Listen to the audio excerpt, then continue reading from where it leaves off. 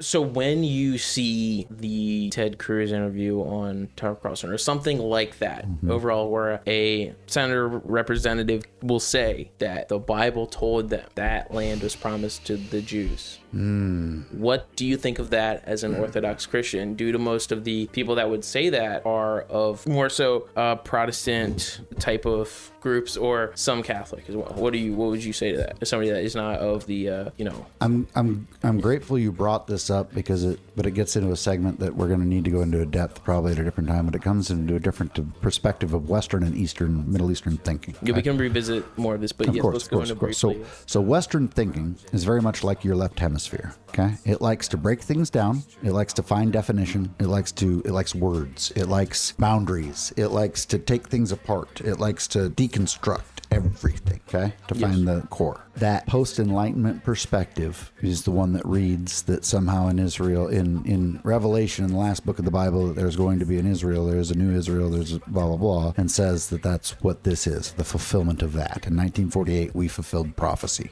That's the thought. That is the thought. The Orthodox perspective and the early church perspective, and I would say the author's perspective, being that he's my saint, I'm directly channeling him now. No. Middle Eastern and Eastern and Greek way of thinking was that the physical represents an ethereal reality. That the two aren't dislocated like they are in our dualistic Plato's dualism. You know, there's the ethereal, eternal that inspires the real. Yisrael, in its original Hebrew, is that he who wrestles with God, or he who wrestles with the Most High, I believe.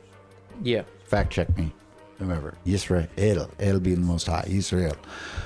So we all struggle, we all wrestle with God, right? Jacob was renamed Israel for having wrestled with the angel of God.